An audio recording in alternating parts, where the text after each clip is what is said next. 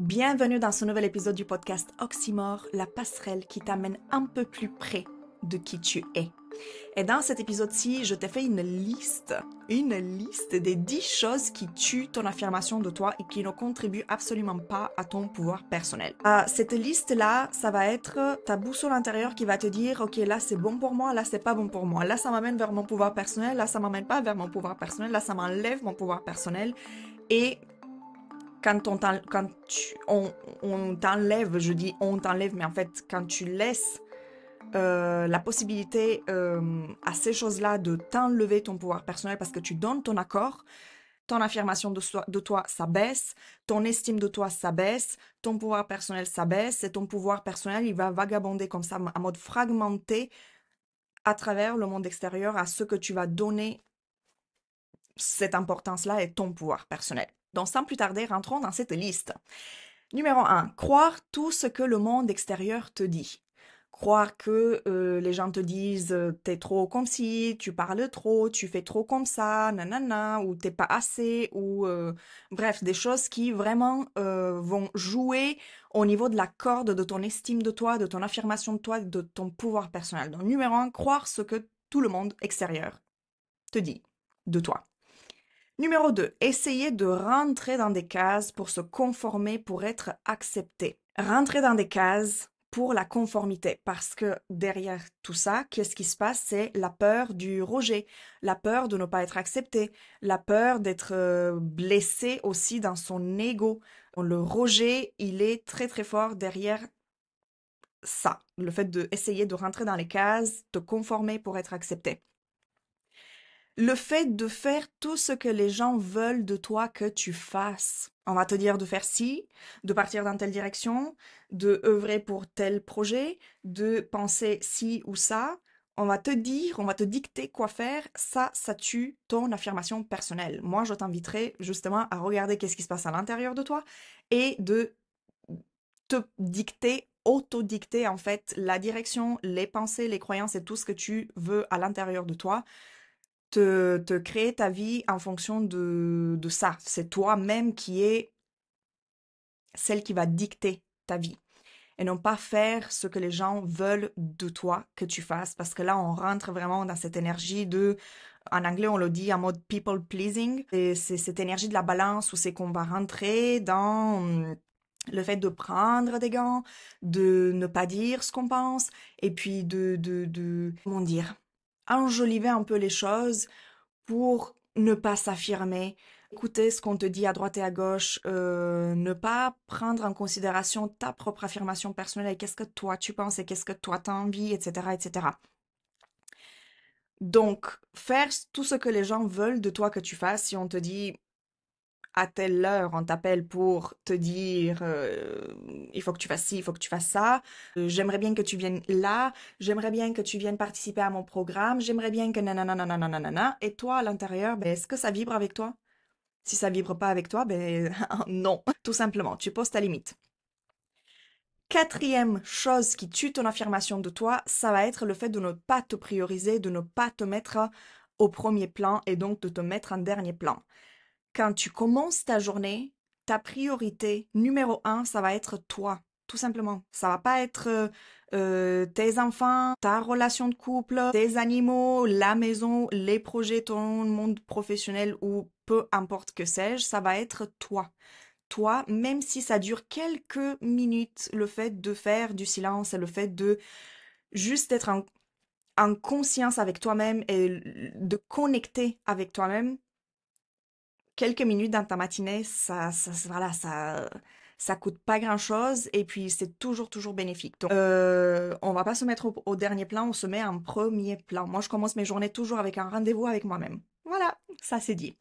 Cinquième chose qui va tuer ton affirmation de toi, ça va être le fait de ne pas respecter tes besoins émotionnels. Et quand je parle de ne pas les respecter, c'est oui, ne pas les respecter, mais ne même pas être consciente de c'est quoi tes besoins émotionnels et même pas les communiquer autour de toi. Donc, ni avec toi-même, ni avec les autres. Le fait de respecter tes besoins émotionnels et apprendre c'est quoi tes besoins émotionnels en fonction de ta carte astrale, en fonction de ta lune dans ta carte astrale, comment on donne de la sécurité émotionnelle à ton enfant intérieur, ça, on l'apprend à le faire dans le voyage authentiquement moi. Je te laisse dans la barre de description le lien vers ce programme-là, ce voyage d'introspection et de connaissance de soi.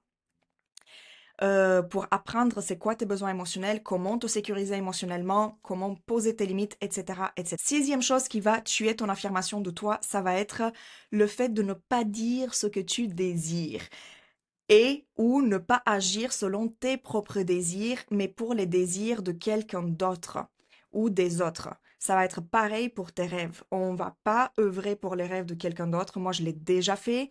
Je l'ai déjà fait beaucoup, beaucoup, beaucoup de fois.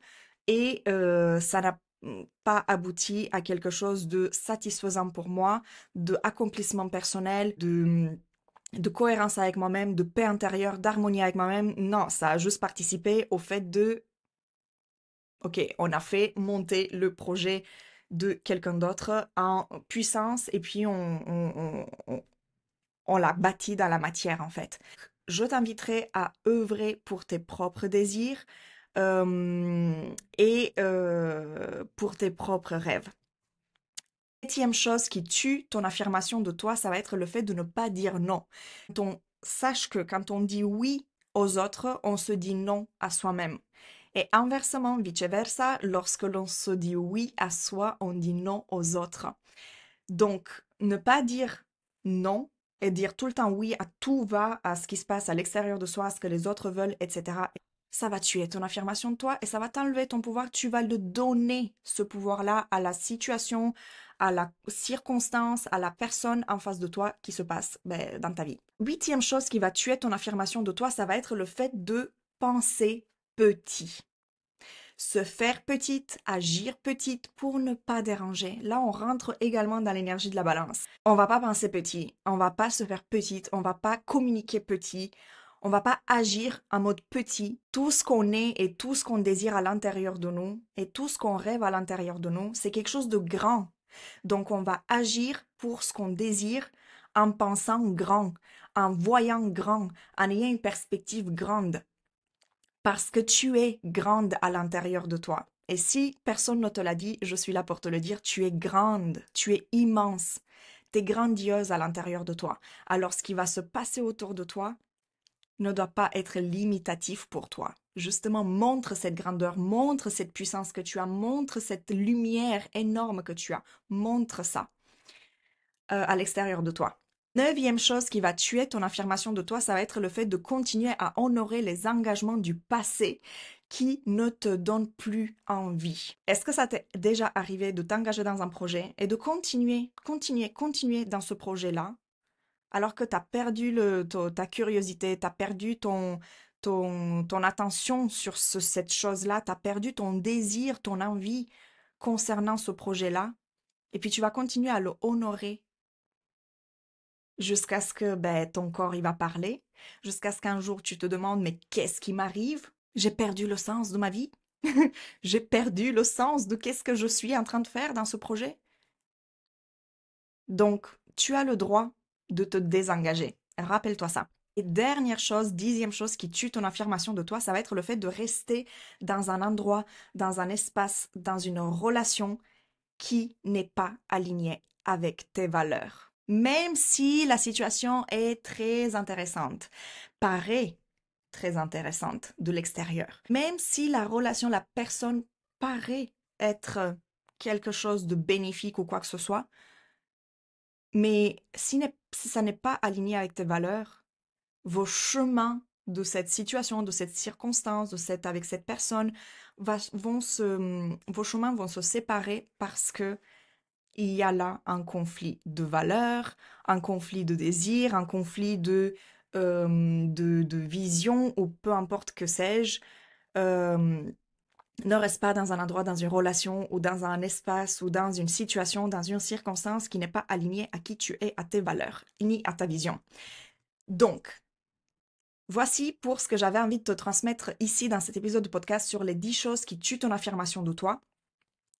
Je t'inviterai à identifier parmi cette liste, si tu as identifié certaines choses, une ou plusieurs choses qui tuent ton affirmation de toi si tu les reproduis dans ta vie, n'hésite pas à me le dire en barre de commentaires, ça va me faire un grand plaisir de te lire et puis ça va contribuer également à la communauté, à nourrir aussi la communauté, à ce que vous, entre vous, vous voyez vos différentes perspectives et situations que chacun d'entre vous et d'entre nous peuvent vivre dans leur vie. Et bien évidemment, je t'invite à venir dans le voyage Authentiquement Moi si tu désires apprendre à t'affirmer en tant que qui tu es, apprendre c'est quoi tes codes de naissance, apprendre déjà à te connaître, incarner qui tu es et ensuite l'affirmer autour de toi et dans ta vie intérieure, dans ta vie personnelle, dans ta vie professionnelle, dans ta vie relationnelle, absolument par toutes les sphères de ta vie. Je te remercie pour ton attention, je te remercie pour ton écoute et puis je te dis à très vite pour un nouvel épisode du podcast.